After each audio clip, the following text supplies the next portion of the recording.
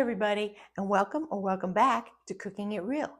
If you're new here, my name is Kathy, and I'm so glad that you're joining me in the kitchen.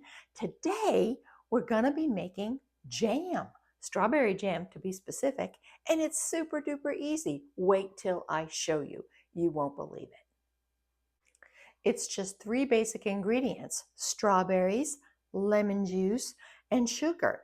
Plus, I got a little extra something I'm going to add. Now, this is a low sugar jam and uses no pectin. So, how are we going to do that? No pectin, low sugar? It's easy. Let me show you. In this bowl, I have 7 cups of crushed fresh strawberries. Now, I'm going to show you how I prepared those. I have about 4 pounds of strawberries here. First thing to do, give them a good rinse. And because these strawberries are not certified organic, I put them in a large bowl of cool water and gave them a good glug of white vinegar. Let them sit for 15 minutes.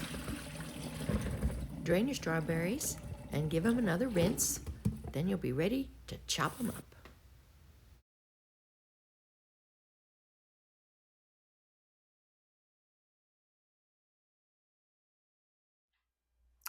Take the top, pull the green back, and then you can see where the core part is. Just slice at an angle like that and look for what's ripe. This is, that's not so much. Let's see if we can find a better one. Yeah, here's a good one. Get that ripe part, get that ripe part, ripe, ripe. Frugal, waste not, want not.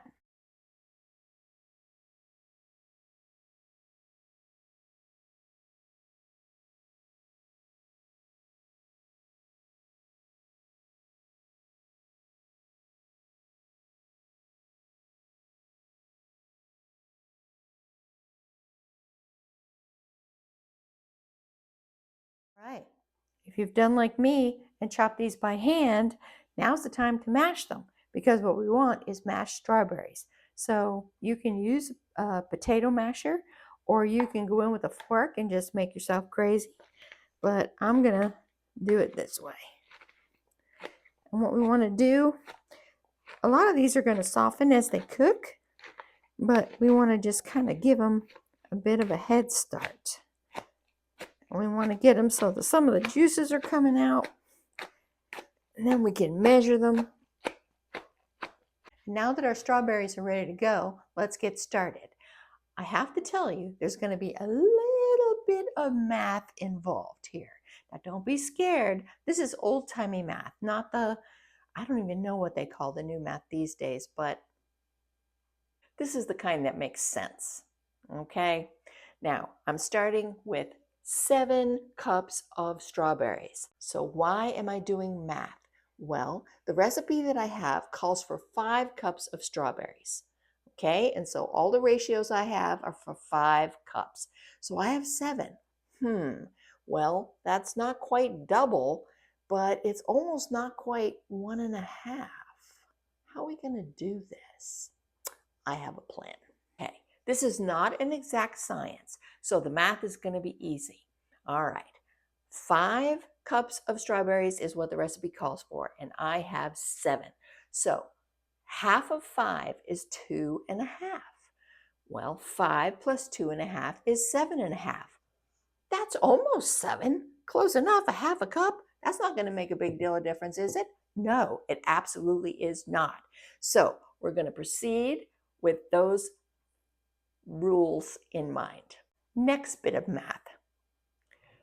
To 5 cups of strawberries, I need 3 cups of sugar.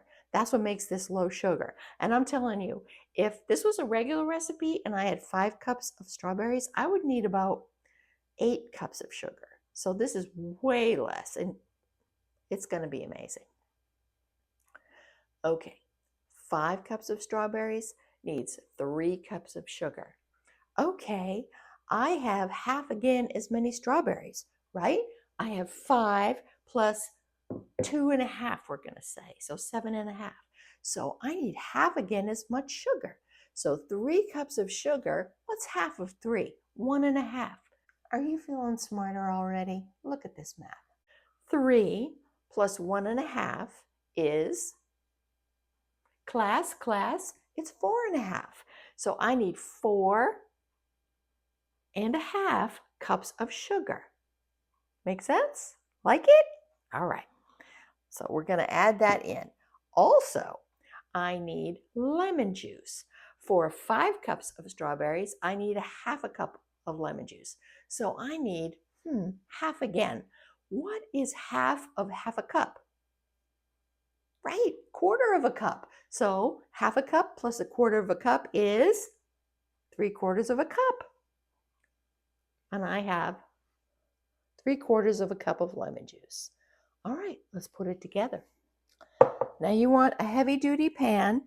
This is an enameled cast iron pan or a Dutch oven with as high sides as you can get. Doesn't have to be this kind of pan. Could be a stock pot, could be anything. You really want to have the high sides though, because when this starts to boil, it can get a little tall and you don't want anything to spill over. So let's add our bloop, bloop, bloop, 7 cups. Okay, I have my heat on medium high, and now I'm going to add my 3/4 cup of fresh squeezed lemon juice. Now, if you're squeezing it fresh, save those peels. I'll tell you why in just a minute. Stir that in, and now we're going to add our sugar. Of the 4, ooh, it looks like so much, and the 1/2. Now, if you want to leave it just 4, you totally can. It's not an exact science. We're just going to stir this down a little bit. And what we want to do, once we get this going, is bring it up to a boil. Now, I said that we weren't using pectin. And pectin is used to gel jams and jellies. And I'm going to show you what we're going to do instead. Okay? We're going to use a natural pectin. Now, natural pectin is found in nature, and one of the places it's found in is in the pith of lemons and other citrus fruits. So these are the lemons, some of the lemons that I used to make the lemon juice, and I also have some seeds. We're going to put this into our jam, okay? And that's going to give us the gelling effect that we want. Another thing that has a lot of pectin is an apple, okay? And so what we're going to do with this apple is we're going to just cut it. Most of the pectin is in the peels and the core, okay, this part, and the seeds. This has all been washed, the apples and the lemons. But what we're going to do is I'm just going to core that apple. I'm going to take a big chunk of cheesecloth and see if I can fit this in here. Now, if you're just using the lemon rinds or the apple rinds, you can just put it right in and fish it out later. But I don't want to have to worry about things like the seeds and stuff. So let's see. Am I going to have to, let's see, will this work? Do I have enough? No, I think I'm going to have to open this up a little bit more. Yeah, no problem. No worries. We got this. All right. I'm just going to make a nice little pile here. And I got some kitchen string. Cut, boof. And make a little packet. Come on in. Come on in, everybody. Now, if I might have to cut these a little bit smaller just to make it work. Yeah, I'm going to have to. It's mostly these guys that are giving me an issue. They're not balling up the way they should. All right. In you go.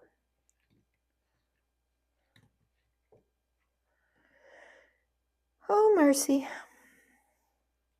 Cooking it real. Now, luckily, it's going to take a while for that strawberries and sugar to come up to boiling, so I have plenty of time to fool around with these guys. All right, there we go. Get in, get in, get in. I might have to make a Wally pack here. Yeah, there we go. Yeah. All right, this is what I'm going to do. Instead of tying it up like normal, I'm going to do make it like a present. I should have cut a little bit more string, but we're going to make this work. Watch this. Watch this, kids. In the end, this is all just going to be disposed of, so we don't have to worry about anything much.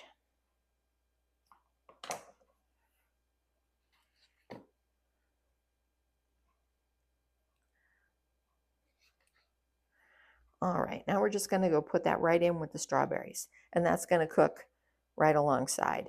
Everything is contained. All right, in goes our packet. Boof, boof, boof. Give that a little stir. It's starting to warm up real nice. Now, what we want to do is bring this up to a boil and then a little bit beyond. Now, boiling temperature is 212. We want to bring this up to 220. Now, if you don't have a thermometer, I'm going to show you just how to make sure that you got it at 220. Now, while we're waiting for our strawberries to come up to the boil, let me show you how I prepared my jars. This is my pressure canner, but today I'm going to be using it as a water bath canner. And what I've done in advance, I'm going to put that away from me here, is I have sterilized my washed jars by putting them in the canner and bringing them to a boil for 10 minutes. And now I've just let that water stay warm, and my canning jars are staying warm, and then they'll be ready for me to go. Now, if you're not going to be doing canning, you still need to clean your jars. So you want to get your jelly jars, your pickle jars, your containers, whatever you're going to use, make sure they're nice and clean and get them ready. Another thing we want to do while we're waiting for our strawberries to come up to a boil is to get a plate and to put it in your freezer. This is how we're going to test, one of the ways we're going to test to see that our strawberry jam is gelled enough. Okay, now we're up to a really good simmer, and I'm going to stir that around a little bit. We're going to check the temperature with my instant read thermometer. Let's see. 174. Yeah, we're not even up to boiling yet, okay? Which is fine. One of the characteristics of being able to tell if you're beyond boiling is a boil that you can't stir down. Okay, now see that's bubbling up like that. I'm going to stir it. And when I stir it, it stops bubbling, okay? That means it can't be stirred down. Now, as far as this foam goes, you can skim this foam with a skimmer, or there's another little hack, a little trick that you can use. I'll show you that. They say if you take just a tiny bit of butter and put that in, that's going to reduce your foaming. Let's see how that works. Stir that in.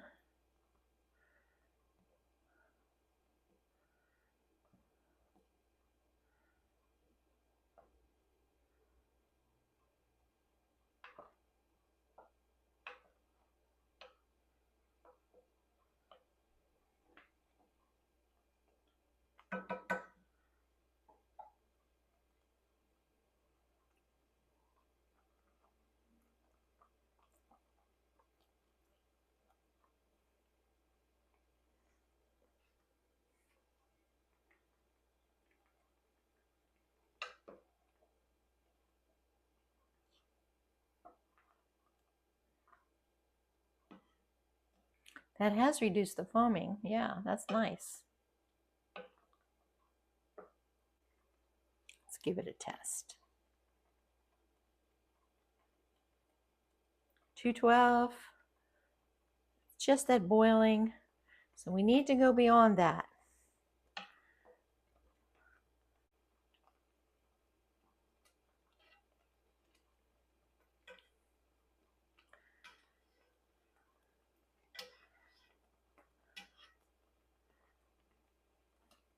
At this point, we want to keep stirring. Uh-oh, I think my bag is broken. All right, well, shoot. We're just gonna have to deal with it. We're cooking it real. No problem. We might get a few seeds in there, but hopefully we'll find them. All right, can we stir this down? Yeah, that got to be stirred down.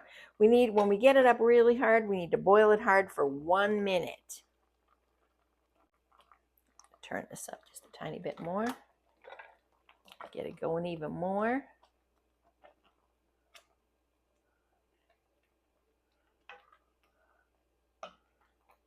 You're saying to yourself, I can hear it now. Kathy, you're going to have a mess in there with all that bag and stuff. No, no, no. We're going to make it work. And you want to keep it going now here so you don't scorch it. We're going to boil it hard for 1 minute. Stirring. Then we're going to turn it down and simmer it for 15 minutes.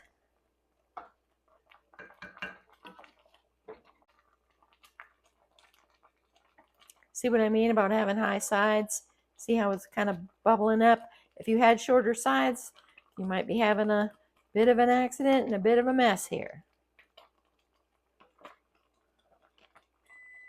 All right, 1 minute. Now I'm going to turn the heat down to a simmer. Turn it on to low. And we're going to simmer it. I'm going to set the timer for 15 minutes. And by simmer, we want to see a little bit of bubble every now and again. All right, so it's going to take a minute to cool down a little bit. We're going to check it.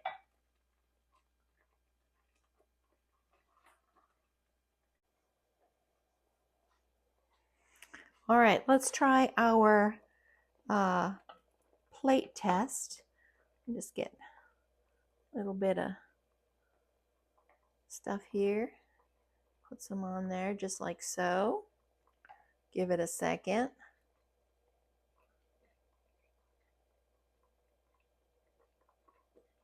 And if you can, nope, it still needs, it should keep a line. It doesn't come together. It's getting close. So I'm going to turn this back going and we're going to give it 5 more minutes. All right, let's give it another try.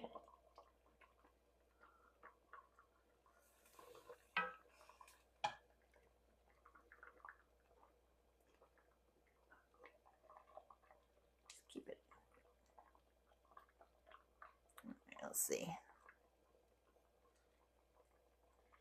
That looks pretty good. That looks pretty good. I think we're going to call it. All right, so I have turned off the stove and now comes the delicate process of removing what should have been an easy removal of bags. I'm going to squeeze out the lemon rinds just a little bit. And you know, if some pieces of apple get in there, all the better. I mean, because it's only going to add sweetness.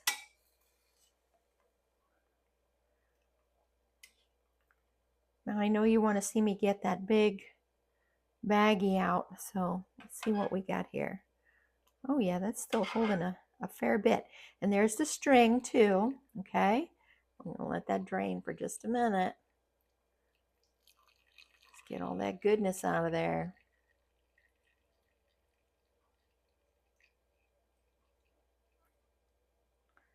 There we go. And I did manage, while I was watching this simmer, to scoop out a couple of seeds that had gotten loose. So we're good. All right. Now it's time to get it into the jars.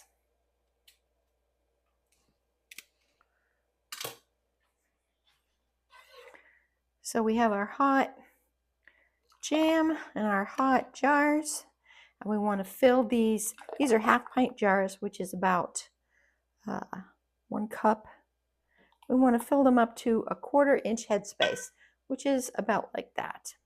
Now, a little bit less is not going to hurt anything.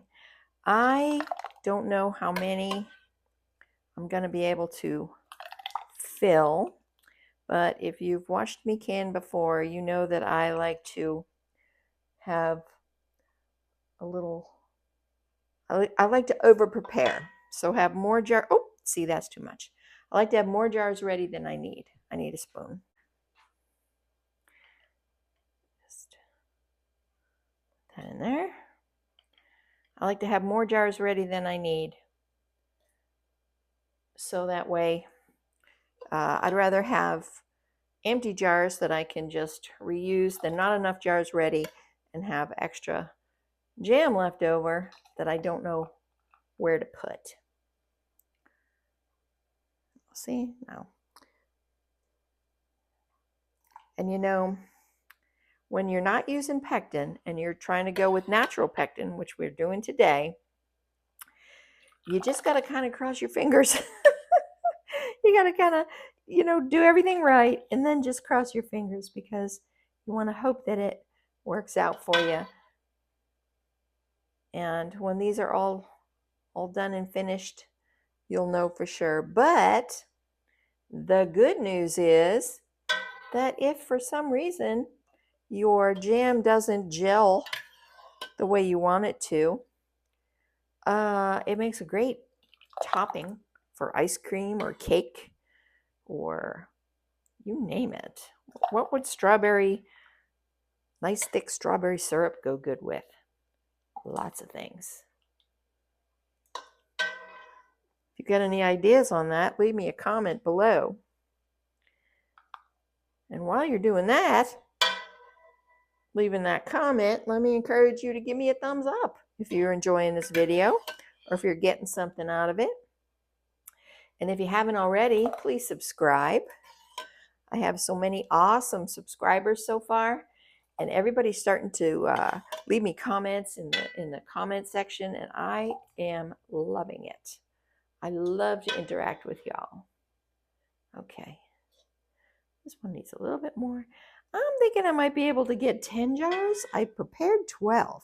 But listen, if you have your jars all prepared and you don't, and you have some left over, just put it in another container and put it in your fridge.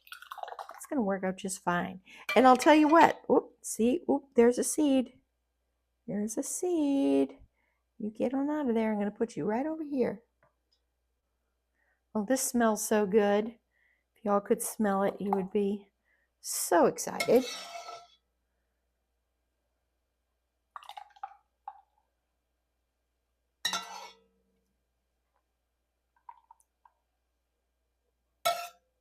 All right. Now I just have about 1 ladle full left, which is not enough to fill a jar. So I'm not even going to try. I'm just going to save that, put it in the fridge. And I'm calling it 9 jars. Look at that. Awesome, everybody. Okay, now, if you are doing this just for your refrigerator, you're not water bath canning, you are done. You are done, done, done. Just put a lid on this. I'll let it cool a little bit first, then put a lid on, put it in your fridge, or let it cool all the way, put it in your fridge, and then put it in your freezer, and you are good to go. Now, if you're water bath canning, you know the next step. We have to get ready for our lids. And by that, we need to take a piece of paper towel and a little bit of, I have white vinegar. And I am going to wipe the edges of each and every one of these. See, I have some goop, some stickiness. When you have stickiness or fat especially, it's important. Oh wait, before I even do that, let me debubble. Okay, now this is my debubbler. Okay, and debubbling is the process of just making sure that you don't have air bubbles in your jar, and you just gently move your debubbler back and forth just like this, and that's all you need to do. And you don't have to use this debubbling tool. This comes with, you know, in a kit that has all kinds of things like your jar lifter and all that kind of good stuff. And it also has the markings on this end that tell you the amount of head space in a jar. But you can use all kinds of different things to debubble. You can use they say you can use like a chopstick or the end of a wooden spoon. They recommend that you don't use anything metal, okay? And the reason, and I'm going to go back to wiping this now, the reason that they say not to use anything metal is that you might, on accident, of course, chip the edges of your jar or somehow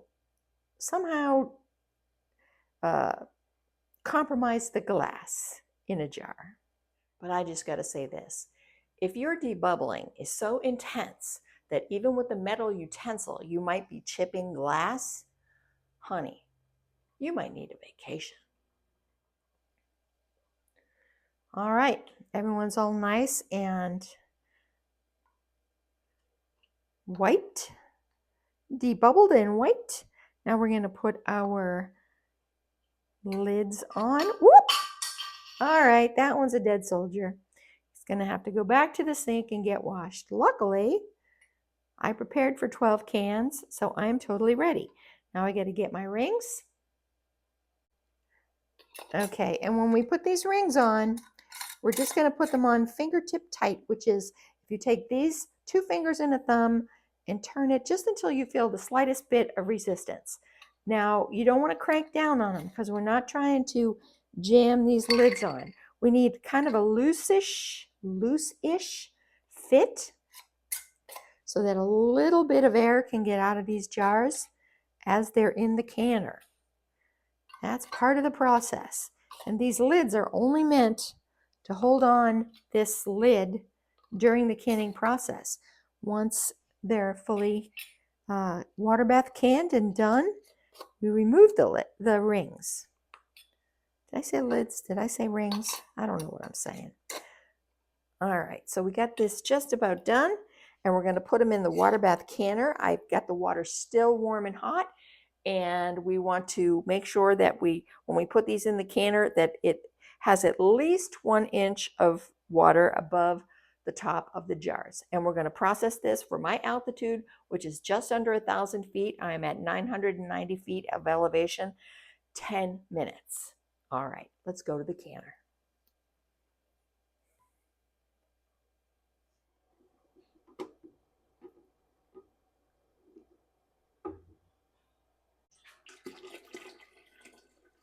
I could use my debubbler to check. Let's do that. So this is the 1 inch mark on the debubbler. Yep, I got about 1 1/4 inches in there. So I am going to put the lid on. I'm going to bring this up to a boil. Once it is at a full rolling boil, whoop, once it is at a full rolling boil, I am going to start my timer for 10 minutes.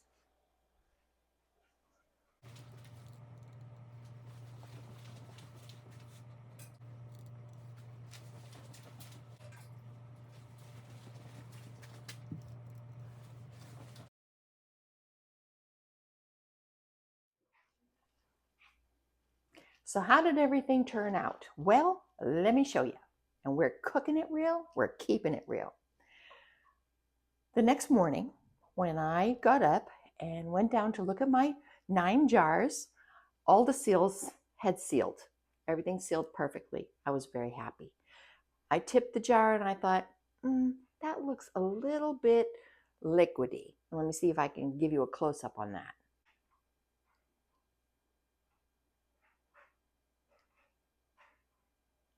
I thought, oh, rats, it didn't gel as well as I wanted it to. But unbeknownst to me, Will, my husband, who had gotten up earlier than I did that morning, had already gone downstairs, made himself some toast, and opened a jar of jam. He said it was delicious. Then he put it in the fridge. When I came down, I got the jar out of the fridge, and lo and behold, it is perfect coming out of the fridge. Can you see this? Look. Oh, beautiful. I'm going to put some on my toast right now and show you. Oh, look at that. That is a beautiful jam.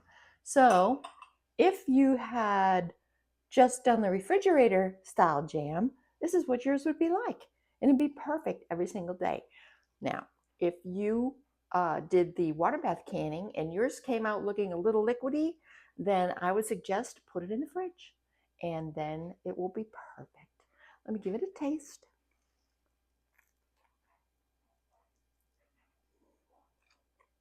That's good.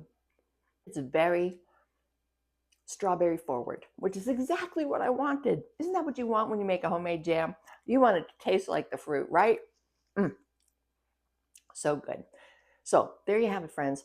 Try this, see what you think, and let me know in the comment section below. And until next time, keep cooking it real. Bye, everybody.